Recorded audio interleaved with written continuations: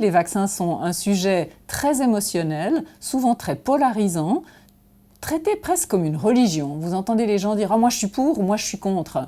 Et moi je suis ni pour ni contre. Très étonnée, je croyais que j'étais immunisée à vie et puis apparemment pas. Même mon médecin traitant était étonné que pour lui, la coqueluche, il n'en avait pas vu depuis X années. Chez les enfants, oui. Chez les adultes, non, il n'en avait plus l'habitude. Et après moi, il a eu 19 cas de coqueluche. Ils pensent que mais on n'attrape plus. Je ne vais pas attraper la rougeole, c'est quand on est petit. Donc ils sont assez surpris quand on leur dit « Non, non, mais vous pouvez encore attraper les oreillons, vous pouvez encore attraper la rougeole. » Oui, il y a de la surprise et de la méconnaissance. Ça fait, je dirais, 30 ans qu'on pense qu'on doit pouvoir utiliser le système immunitaire pour soigner certains cancers. Les vaccins sont une des stratégies utilisées dans cet objectif.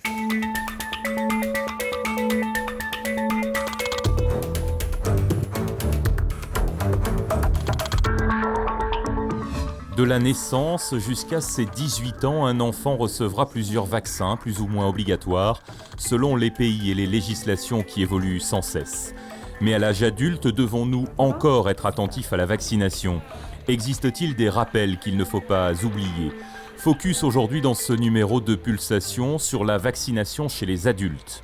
Nous sommes ici au service de médecine des voyages des HUG, un lieu où l'on vaccine pour se protéger à l'autre bout du monde, mais aussi juste au bout de la rue.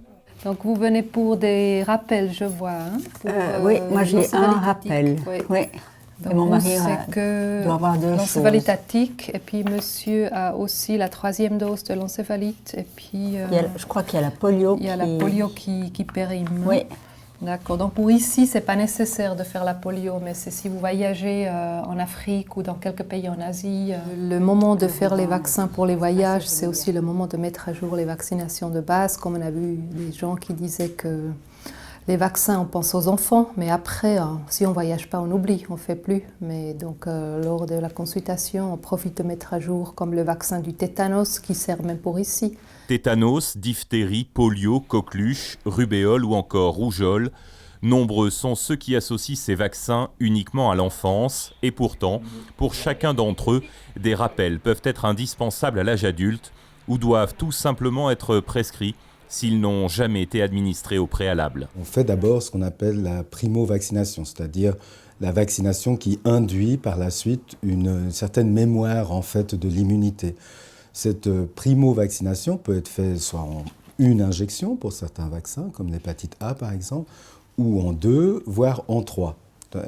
Et le rappel en fait est là pour rappeler nos cellules à mémoire et puis provoquer en fait par la suite une protection, une mémoire de notre immunité sur du long terme. Ça peut être à vie parfois, ou en tout cas à 20 ans, 25 ans, ça dépend des vaccins. Chaque vaccin est différent. Pour certains vaccins, une fois que c'est fait, c'est bon pour la vie. Alors typiquement, si vous avez eu 2 doses de vaccin contre la rougeole, il n'y a plus de souci à vous faire. Jusqu'à votre dernier jour, vous serez protégé contre la rougeole.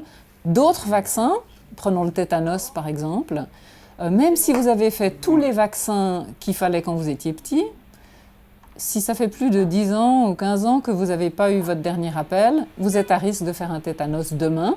Le tétanos pour 20 ans, la polio pour 10 ans, là, maintenant, et la coqueluche à vie. Ah, ça fait bien 20 ans, parce qu'avant c'était 10. Ouais. Le tétanos, c'est le seul que j'ai toujours suivi, parce que en fait, je prépare un voyage en Inde, et je me disais que j'avais sûrement besoin de vaccins pour ce type de voyage, donc je suis venue pour ça, pour me renseigner.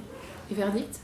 En fait, j'avais tout ce qu'il fallait pour l'Inde, mais j'avais besoin d'un rappel pour des vaccins que j'avais eu toute petite. La plupart des maladies associées à ces vaccins ont aujourd'hui presque complètement disparu des pays développés, mais elles restent présentes dans les pays ne bénéficiant pas de systèmes sanitaires adaptés. Pourtant, des affections comme la rougeole ou même le tétanos continuent de tuer en Europe. Ici, je crois qu'on a des vaccins quand on est enfant, et puis après, on ne fait pas grand-chose. Si, peut-être pour le tétanos, peut-être la polio. La polio aussi, oui. Je crois que là, on fait attention, mais tout le reste, rien.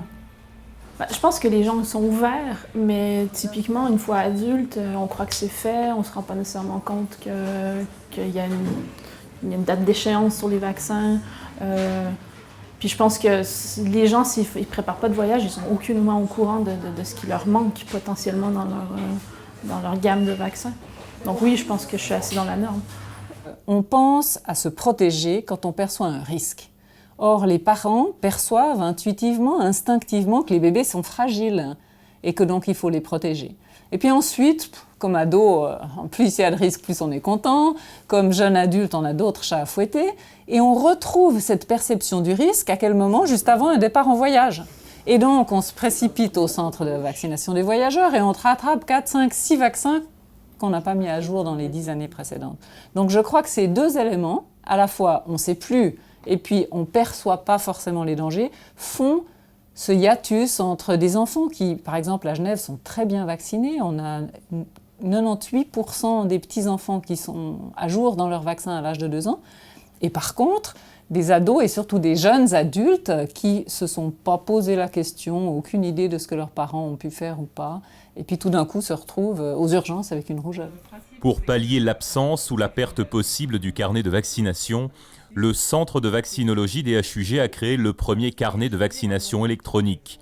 Conçu pour stocker de manière parfaitement sécurisée, il est accessible à tous. Le point limitant, c'est le temps qu'il faut la première fois pour traduire, enregistrer ce qui est sur le papier dans le carnet de vaccination électronique. Et donc, ce qu'on a inventé, c'est un service en ligne avec des étudiants en médecine qui, pour 10 francs, vous enregistrent toutes vos données, les vérifie, les valide. Et ensuite, à partir de ça, vous pouvez imprimer votre carnet aussi souvent que vous en avez besoin. Et ça marche très, très bien. Un carnet qu'on ne perd plus pour voyager, mais aussi pour éviter d'être touché par une épidémie de rougeole ou de coqueluche, à nouveau d'actualité en Europe et notamment dans le Grand Genève. De nombreuses campagnes de vaccination ont été mises en place, notamment au HUG, pour sensibiliser les populations à risque et leur entourage. Sandrine est infirmière en pédiatrie, ici au HUG. Elle devait se faire vacciner contre la coqueluche à son retour de vacances. Une semaine avant que je parte en vacances, j'ai eu mal au fond de la gorge. Je suis allée voir mon médecin traitant. On a traité ça comme une banale angine qui a récidivé la semaine suivante. Là, on m'a mis sous antibiotiques. Et puis ça ne cédait pas. Puis je commence à avoir une toux un peu particulière. Et là, on a décidé de faire le test de la coqueluche par la prise de sang. Et j'étais positive. J'ai dû prévenir mon entourage, tous les gens que j'avais côtoyés. Je n'avais pas travaillé les quelques jours avant, donc je n'étais pas contagieuse et j'étais pas auprès des enfants. On parle beaucoup de la coqueluche actuellement parce qu'on est en épidémie. On est en épidémie dans toute la région romande, Suisse et dans d'autres pays aussi, et la France voisine. Ce n'est pas une épidémie comme la grippe qui dure quelques mois, c'est une épidémie qui va durer 2 ans, quelque chose comme ça, sûrement. C'est des cycles bactériens. Et la coqueluche, c'est une maladie qui est assez peu connue des adultes. On croit que c'est un truc des bébés, et puis qu'une fois qu'on a passé l'âge des bébés, c'est fini. Mais en fait, quand on prend des adultes qui toussent depuis une semaine, sans raison apparente, on en trouve pratiquement un tiers qui ont une coqueluche, sans le savoir, et qui la disséminent. La coqueluche est très contagieuse.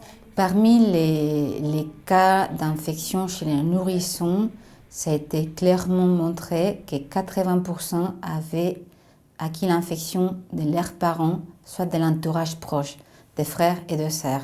Donc, si on veut vraiment être efficace dans la prévention de cette infection, il ne faut pas seulement vacciner la femme enceinte, qui est vraiment les modes idéaux, parce qu'il va faire des anticorps qui passent la barrière placentaire et puis qui protègent les nouveau-nés, mais aussi en vaccinant l'entourage qui va être proche de l'enfant et qui va amener les infections à la maison. Depuis en tout cas une année, voire 1 an et demi, on propose la vaccination de la coqueluche de façon systématique à toutes les patientes, chose qu'on ne faisait pas avant, mais parce que tout simplement on s'est rendu compte qu'il y avait une recrudescence de cette maladie et qui peut paraître assez bénigne chez le grand enfant ou chez l'adulte, mais qui peut être vraiment très grave chez le nouveau-né.